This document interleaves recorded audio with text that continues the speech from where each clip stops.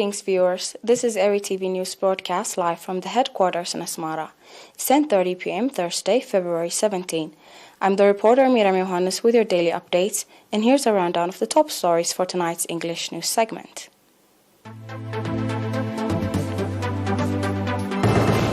Announcement from the Ministry of Health.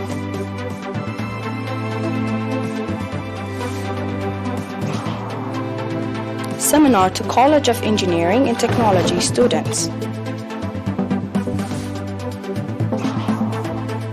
Venezuela's Maduro endorses powerful military cooperation with Russia. Israeli missiles strike Syrian town south of Damascus.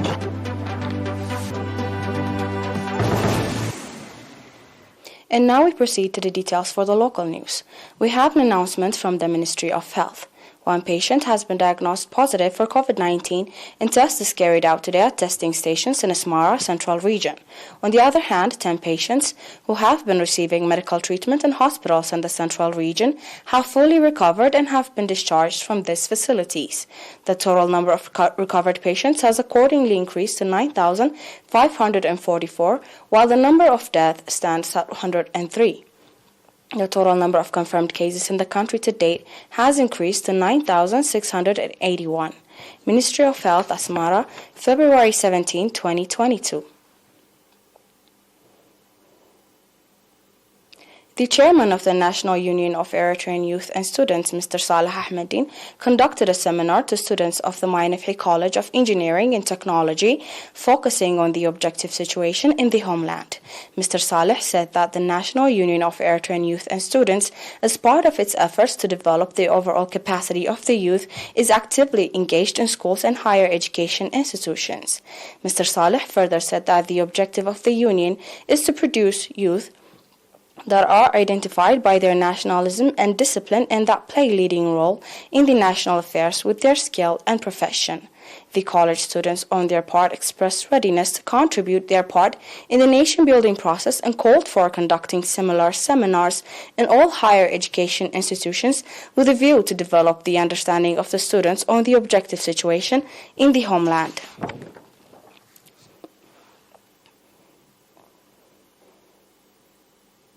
Elections of area administrators and managing directors, as well as village coordinators, was conducted in the subzones of Hamel Malo, Halhal, and Aditekalezan.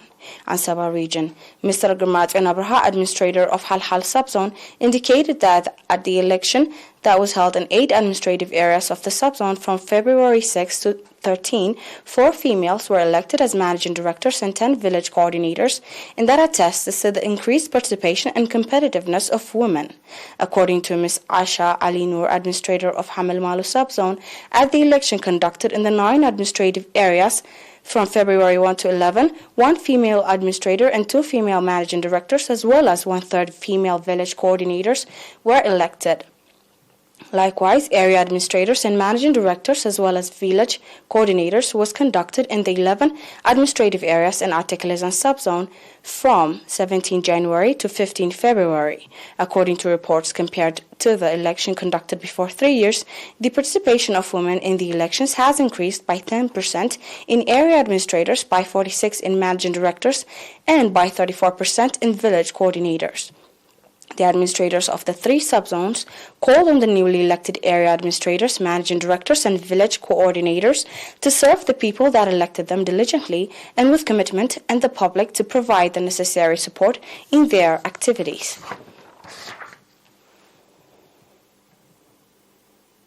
We'll be right back with the international news after the short break. Stay with us.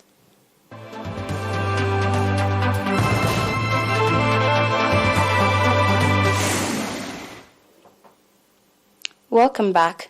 Agreements were announced from Venezuela's presidential palace on Wednesday night after a visit of Russian Deputy Prime Minister Yuri Borisov to the South American country.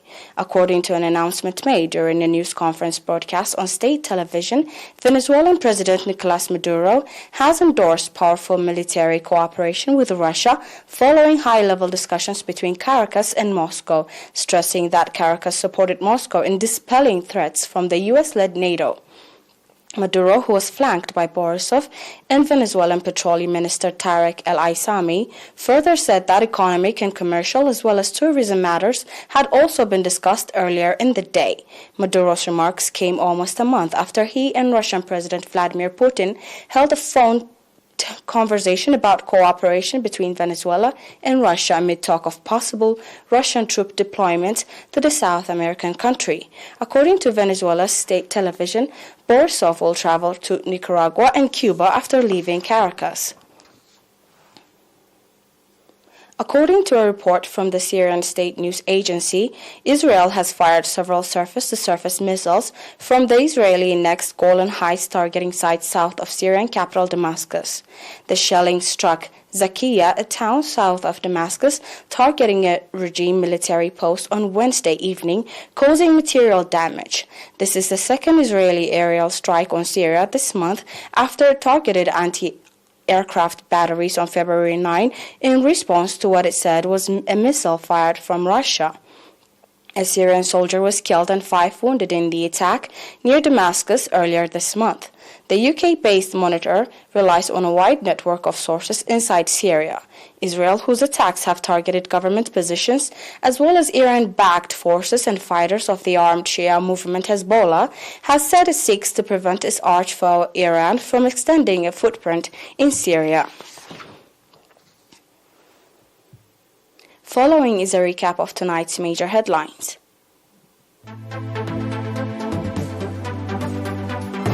Announcement from the Ministry of Health.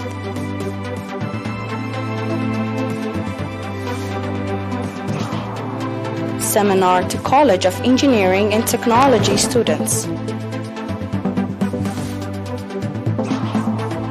Venezuela's Maduro endorses powerful military cooperation with Russia. Israeli missiles strike Syrian town south of Damascus. That's all from us for now. Thanks for watching. Have a good night.